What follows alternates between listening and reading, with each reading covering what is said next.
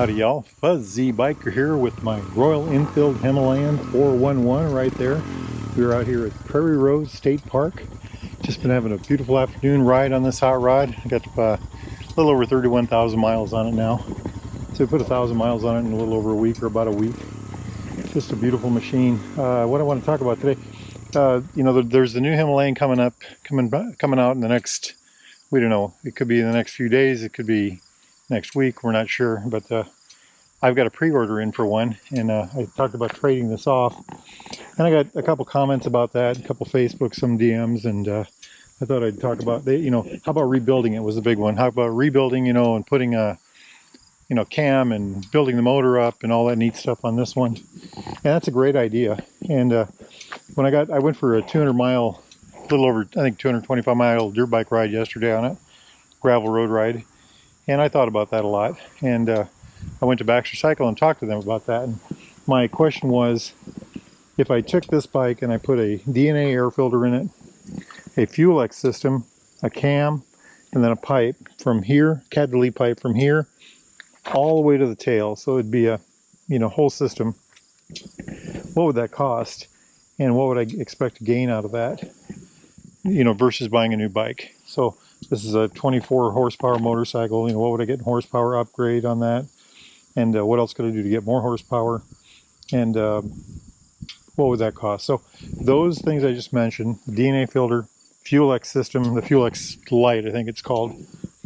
There's a couple different systems. This would be the bottom one. The camshaft and then the pipe, that'd be about $1,000 in material, $1,000 in parts. And then it would take probably another, I'd do the work myself, so I really didn't ask about labor, but I would guess $500 to $1,000 for labor. So you'd have a couple grand in it. And, that's a pretty tempting thing. And what I would get out of that would be, we were thinking, 4, maybe 5 horsepower. So I'd go from a 24 horsepower motorcycle up to a 29 horsepower motorcycle, something like that, 28, 29 horsepower bike. Then, what else could I do? Well, I've got a friend, old Everett. He took one of these and he did all that stuff plus a little more. And he also did the 462 big bore kit. And we think he got about 10 horsepower out of that, maybe more, And now Everett's an expert mechanic. He knows how to tune. He's an expert tuner of bikes. So, if he can get 10 horsepower, that means I'm going to get 8, He's just that good. So, that would be another $500 probably, or $800. So now you're talking about $3,000 in parts and something for labor, a little more for labor maybe, and stuff like that. And what would you have at the end of that? Well, you'd have probably a 35 horsepower motor. So either way we went, the first way without the big bore and then the way with the big bore, you'd end up with, let's say 28 to 35 horsepower, depending on which way you went. And you'd be running that through a clutch that was designed for a 24 horsepower motor with 24 foot-pounds of torque or 32 newton meters. So you'd have loads of extra power running through a system that was designed for a lower power system. So you can upgrade the clutch. You'd want to do that. The upgrade kit, I think they said it was, I can't remember, I think it was $50 or $75 plus labor. So another couple $100, let's say. So now you've got well over $300 or $2,000 to $3,000 plus in it. And what you would have is using this particular motorcycle that has 31,000 miles on it, it's 3 years old. I would have a 3-year-old motorcycle with 31,000 miles on it, making more power, running through a system that was designed, system, drivetrain, all that was designed for a 24 horsepower system.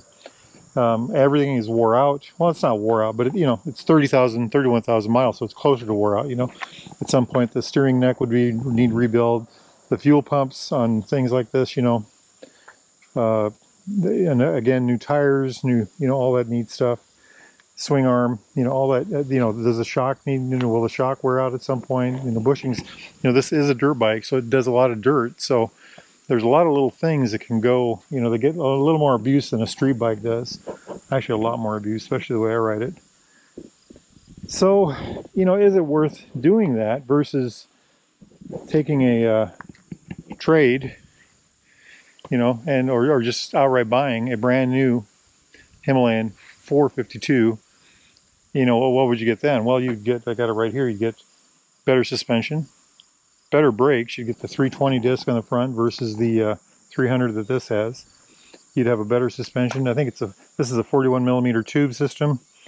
I think that one's a 43 millimeter tube system with an upside down fork. So you have a little less mass on the wheel. You would have more suspension travel on the rear. This has 7.1. I think the new one will have 8 inches on the rear and 8 inches on the front, or about 200 millimeters front and rear. I'm not sure what the ground clearance is on the new bike. You might get a little more ground clearance. I think that's kind of a mud point because I've never bottomed this bike out. But you know, that's some of the things you get. You'd have a little lighter motorcycle. The new one's 10 pounds lighter. And you'd have the upgraded quality of a new Enfield. Every year Enfield's quality goes up. The fit and finish goes up. You'd have a 3-year warranty. I think I mentioned that already. On this bike, I talked about the shortcomings of this particular motorcycle being the engine, power, his reliability. It's very reliable. And then this dash unit, you know, this 1980s era. Can you hear that? It's rattling inside. So that big piece of plastic has all kinds of mechanical parts in there, and you know, it's gotten dust inside over the years. And so, you know, the new one has that TFT. I think it's a TFT anyway. So that would be a big advantage, you know, over something like this. So you'd have better components, higher quality, higher build quality, you know, upgraded fit and finish. You know, nothing would be wore out, nothing would be old, and you would have 40 horsepower versus this whatever you could get out of this, you know, 28 to 35 horsepower with a rebuild. And then throw on top of that this little idea. If you buy a new 452 with a 40 horsepower engine, you can always build that engine. You know, if 40 horsepower isn't enough, you can always bump that one up to 45 or 50 or whatever, you know, whatever you can get out of it, because you'd have a platform, liquid cooled platform that was, you know, might be able to give you that. Where this, you know, if we build this, we are maxing out what is possible with this bike. I would think anyway. You know, it would be so what would you get if you kept it? You'd get the nostalgia of the old bike, which is really important to me. This bike is my good friend, you know, and it's pretty hard for me to think about trading this off. But so you get the nostalgia of the old bike, you get the ruggedness of the air-cooled engine. You know, this thing is tough. I mean, I have done a lot. If you guys saw some of the roads, rutted roads that I bounced this thing up and down, and the things I've done with this bike, you would be totally sold on Royal Enfield. Just to throw that out there, when I got into Royal Enfield with this bike, I had been looking at the brand. I was impressed with it. I'd seen the Itchy Boots videos. You know, you know, what she did with hers. There was a guy, he bought one new and he drove it to Alaska, and he was a really good photographer. I can't think of his channel anymore, but he really impressed me because of what he was able to do and see with his bike. You know, it showed how capable the motorcycle was. So, you know, you'd be able, if you rebuild this, you'd be able to keep that. And that actually sounds pretty good to me. There is another way to do it though, and this is also a very pleasing idea to me. That is, get the new Himalayan, keep this, put it in the corner, get the new Himalayan, and enjoy that. You know, use that as your Himalayan, and then buy a Scram 411, the old, well, the new Scram 411. You can get those. I think Baxter still has some of those left, and you can probably get a smoking deal on them. Go to baxtercycle.com. There's the plug for the day, baxtercycle.com, and take one of those, brand new with a 3-year warranty, and put the DNA filter, the Fuel-X light system, the cam, the pipe, and what would you have then? Well, you'd have a motorcycle that was, you know, that bike is 410 pounds. It's 30 pounds lighter than this. You would have the 19-inch front tire. You'd have the lower seat height. You'd have the Scram is a much better handling motorcycle than this. This is built for ruggedness and in the dirt and all that neat stuff. So, you know, the idea there is you would have a Himalayan for the ruggedness and the dirt and the ruts and all that neat stuff, the 452. Get yourself a Scram, and if you're going to put the money into it, if you're going to put $2,000 or $3,000 into engine parts, do it on the Scram. Another way to go would be to push this in the corner, get the new Himalayan, and then you know, put money in the engine parts on that thing when they start coming out.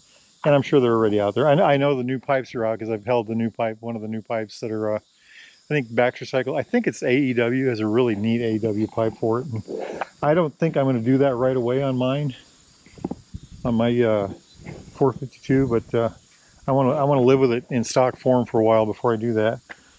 So this is an old friend, and I don't know what to do about it. I think I am. I think I'm you know, I'm going to know. I'm going to know in the next couple days, or certainly the next week, what I'm going to do with this, because when the new one comes in, I want it right away, and I'll either, you know, take a trade, or I'll buy it outright and push this in the corner. And I just, you know, I don't want to own another motor. I've got 5 bikes right now. I don't want to own 6, but I also don't want to get rid of this thing. You know, I've done a lot. I got the Bigfoot foot over yonder, and I've just had a lot of fun on this motorcycle. I've owned, you know, in my lifetime, I've owned, I keep saying 60 or more bikes, probably way more than that, but this is right at the top, you know, as far as fun. You know, it's not the fastest, it's not the neatest looking, it's not the, you know, the grandest thing in the world, but it has just been the funnest motorcycle I've ever owned. Every time I ride this, I thoroughly enjoy it, and I really think the new one's going to do the same thing for us. So I guess the question is, how about you all out there? Y'all that have Himalayan 411s, that have Scrams 411s, y'all that have the you know, the new 452 coming in, that have pre-ordered like I have, you know, what are your thoughts on this? Are you going to trade off your 411s? Are you going to keep them? Are you going to leave them stock? Are you going to build them up? You know, there should be a plethora of aftermarket parts available for those now. That's you know, we're kind of in a it's a neat problem to have, isn't it? But anyway, that's where we're at now. If y'all are interested in something like this, a new used Royal Enfield, whether it's a 411, I think they got one 411 left, brand new, and they might have a couple used ones. Or if you would like the new 452 Himalayan air liquid cooled one, or if you need any other Royal Enfield, new or used, Triumph, British bike of any type, parts, accessories, thingamajigs, doodads, gloves, boots, jackets like the one I'm not wearing today, or how about a sweatshirt like this one, get yourself over to Baxter Cycle in the mighty mini-tropolis of Marnie, Iowa, or go to baxtercycle.com. Make sure you tell those fine folks at Buzzy Biker sent you. And you know what I'm going to do? I'm going to hop on that wonderful motorcycle right there, and I'm going to go for a ride. Y'all do the same if you can. Life is good. Wahoo! Yippee-yi-yay! Yippee-yi-yo! Down the road we go! Beautiful, beautiful machine.